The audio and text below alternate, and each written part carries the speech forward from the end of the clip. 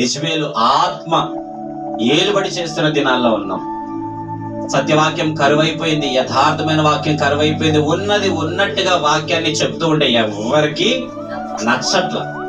దేవుని వాక్యము ఇది చెప్తుంది, దీనికి అగెనెస్ట్ గా, దీనికి వ్యతిరేకంగా నువ్వు ఎన్నన్నా చెప్పుకొని కవర్ చేసుకొని దేవుడు కృప కలిగిన దేవుళ్ళే, దేవుడు ప్రేమ కలిగిన దేవుళ్ళే, ఎలాగైనా క్షమిస్తాడు. మనుషులుగా మీరు క్షమించలేకపోతున్నారు కానీ దేవుడు క్షమిస్తాడు. God is full of grace, God is full of grace, God is full of love అని చెప్పి ఎన్నో అనుకుంటూ ముందుకెళ్తున్నారు. కానీ అవన్నీ కూడా చెల్లవయ్యా. వాక్యము అప్పుడు మారలేదు, ఇప్పుడు కూడా మారలేదు. మనకు నచ్చినట్టుగా దానిని మనము తిప్పేసుకుంటున్నాం అని చెప్పి ఎవరైనా ముక్కుసూటిగా మాట్లాడుతున్నారు అనుకోండి, అంతే.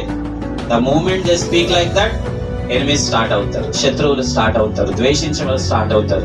విచారకరం ఏంటంటే ఈ రోజుల్లో క్రిస్టియన్స్ మీదనే, ప్రీచర్స్ మీదనే ఉన్నది ఉన్నట్టుగా చెప్పే విషయాల్లోనే చాలా మందికి నచ్చుతున్నామంటారా?